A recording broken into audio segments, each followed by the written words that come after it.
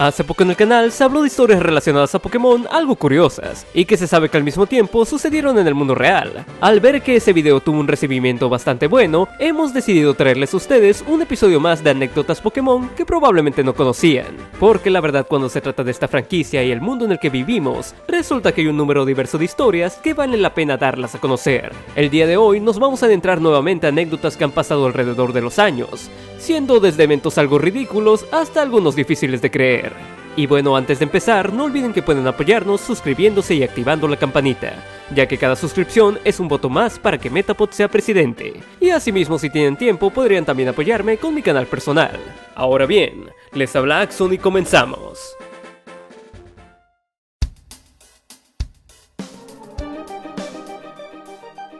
Remontémonos en nuestra primera historia al año 1999, año en el que Pokémon aún seguía teniendo una presencia enorme en el mundo, debido a que la Pokémonía apenas llevaba un año en América, mientras que en Japón, a pesar de tener casi 2 años de ventaja, Pokémon seguía siendo vigente, todo gracias a la próxima venida de la segunda generación y sobre todo como el anime introducía poco a poco a los nuevos monstruos de bolsillo, donde incluso hasta unos meses antes del estreno de Pokémon Oro y Plata, en Japón se dio primero toda una película que tenía como protagonista a uno de los legendarios de esos juegos, tratándose ni más ni menos de Lugia en Pokémon El Poder de Uno. Sin embargo, esta película no es en lo que nos enfocaremos en esta anécdota, sino que hablaremos de cierto regalo que venía con esta, siendo que las primeras personas que fueron a ver esta película en cines recibieron una carta de Pokémon que para ese entonces era bastante rara. Esta se trataba de lo que parecía ser un Mew con un estilo antiguo, rodeado de colores llamativos, y que tanto su nombre como ataques estaban escritos en un lenguaje extraño. No solo esto, sino que esta carta desató cierto revuelo por distintas razones que la rodeaban, ya sea porque se desconocía su nombre, que se pensaba que no saldría de Japón, o que incluso el cómo tenía la palabra Nintendo mal escrita. Más aún, si queremos agregarle otra capa de misterio a esta tarjeta,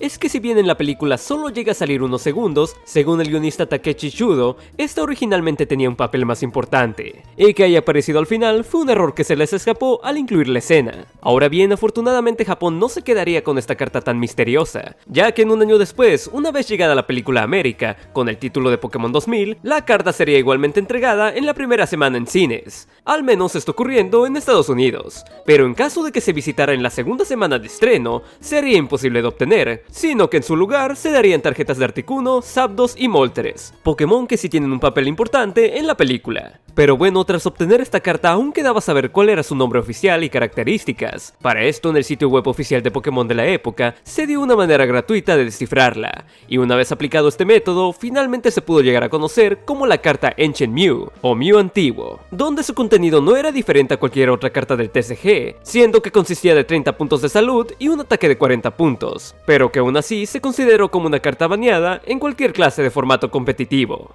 Al saber todo esto, uno pensaría que esta carta sigue siendo una rareza o que al menos debe tener un valor muy alto, pero lo más increíble es que en estos años su valor ha disminuido bastante, siendo que si bien en la época donde salió podría llegar a ser buscada en precios enormes, actualmente podemos encontrar distintas ediciones de esta hasta en menos de $10. Todo esto debido a varias reimpresiones, siendo las más recientes hechas para conmemorar el estreno de Mewtwo Contraataque Evolución en 2019. Así que bien, no será una carta extraña como antes, pero al menos puede ser un buen añadido para tu colección.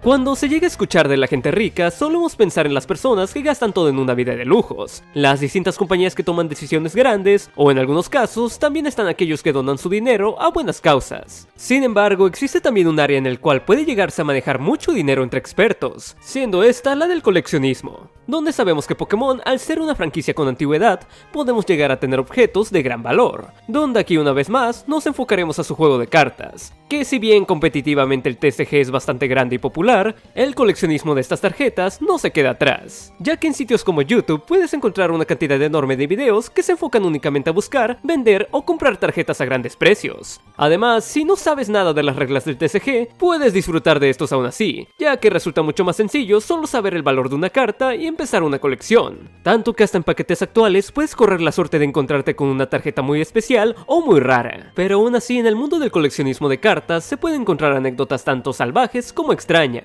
ya sea como la anterior sobre la carta de Mew, o incluso con famosos que buscan llamar la atención. Y en cuanto a la historia que tenemos a continuación, podríamos decir que se trata de una mezcla de tragedia y estupidez. Para saber de esto, debemos ir recientemente a octubre de este año, donde tenemos al canal conocido como Dumb Money, un canal de inversores que se dedica a hacer estrategias de mercado de lo que parecen ser temas populares. Un día a este grupo de inversionistas se les ocurre la gran idea de entrar a un mercado del cual no conocían nada al respecto, siendo específicamente el de las tarjetas de Pokémon. Esto debido a la alza de diversas figuras públicas que compraban mercancía de la franquicia, ya sea como el rapero Logic comprando una carta de Charizard por $183,000, o youtubers que solo quieren hacer ruido como Logan Paul, que compró un set de cartas por $200,000, marcando en su momento una clase de récord. Por esto último, estos inversores querían hacer lo mismo pero en grande, buscando romper el récord que tenía el polémico youtuber, comprando igualmente una caja de primera edición, pero obviamente más cara. Para hacer esto posible es aquí en donde entra a escena un tal Jay Greenbaum, o mejor conocido en Twitter como el Crypto King. No solo un supuesto experto en cartas de Pokémon, sino que al parecer era el asesor de Logan Paul en el tema. Y además por su seudónimo nos dejaba en claro que era un especulador de criptomonedas. Si bien si en estos momentos este tipo les parece algo sospechoso, también deben de saber que en la comunidad de Pokémon estadounidense no tenía una buena reputación, más que en el círculo de aquellos con mucho dinero. Pero las demás personas y Poketubers lo veían como alguien incongruente y de poco confiar, siendo así tanto con sus precios como con sus subastas. Aún así, según los inversionistas del canal, este hombre contaba con una caja de 36 paquetes de cartas, que giraban alrededor de $375,000, más que suficiente para superar el dichoso récord.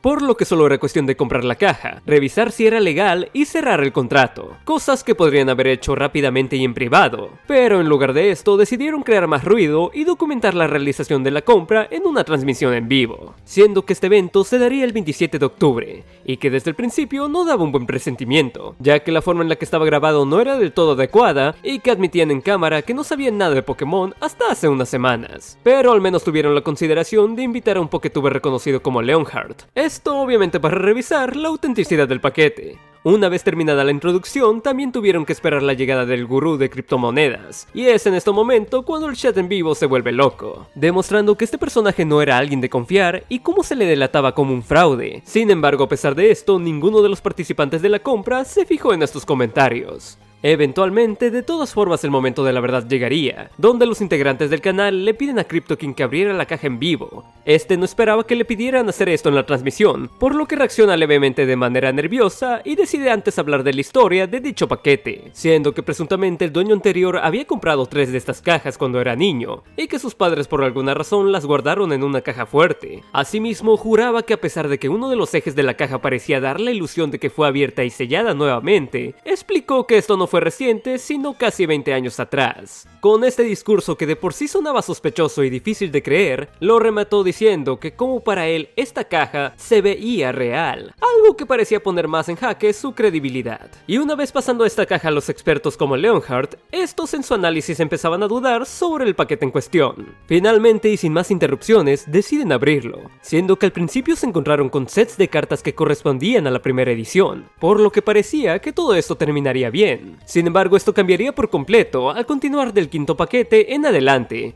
ya que notaron que no solo se encontraban cartas y sets de diferentes ediciones, sino que incluso paquetes abiertos o sellados de una manera terrible, dejando por sentado que esta caja de primera edición era nada más y menos que falsa, y que planes como romper el récord, subastar sus paquetes por separado y crear la fiesta de inversionistas de Pokémon más grande del mundo se destruyeran en cuestión de segundos. Y si bien este asesor de cartas trató de salvar su pellejo, diciendo que aquel socio de donde consiguió esta caja fue quien se equivocó, este nunca dio pruebas de eso mismo. Y si de por sí su estatus en la comunidad no era uno muy bueno, esto lo dejó aún peor.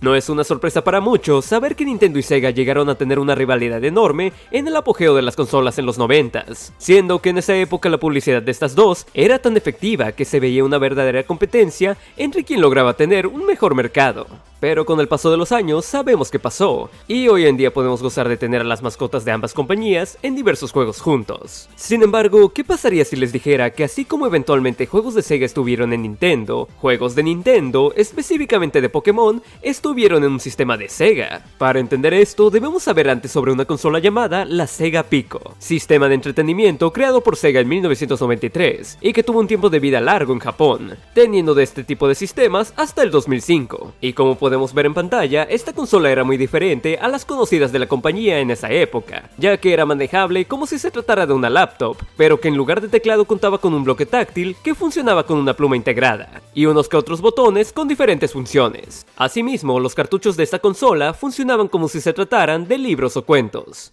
siendo que por esto este sistema podría considerarse más una consola educativa para niños pequeños en lugar de una consola convencional, ya que aquí también varias licencias enfocadas al público infantil llegaron a ser jugables, siendo Pokémon sorprendentemente una de estas, contando así con 3 diferentes juegos, cada uno de estos enfocados en la educación infantil, como el aprender a contar, escribir en japonés, leer y distintas actividades más. Pero el caso curioso aquí es que estos estaban basados principalmente en el anime, y no en el universo de los videojuegos como uno pensaría, dando que estos 3 en su orden de lanzamiento van desde los viajes de Yoto y los últimos 2 ubicados en la temporada de generación avanzada. Y por si fuera poco, Pokémon tuvo una buena relación con esta marca, ya que llegó a soltar Sega Picos con temática de Pikachu y uno que otro control. Ahora bien, eventualmente esta consola dejó de existir, pero Sega no quiso dejar ir este mercado del todo, dándole a esta consola un sucesor conocido como la Sega Vina, sistema con un diseño similar pero con algunos añadidos, ya sean botones extra o funciones de guardado externo, siendo que igualmente aquí Pokémon tuvo presencia, soltando 4 juegos alrededor de distintas generaciones, pero aún así con los mismos motivos educativos, consistiendo de uno basado nuevamente en generación avanzada,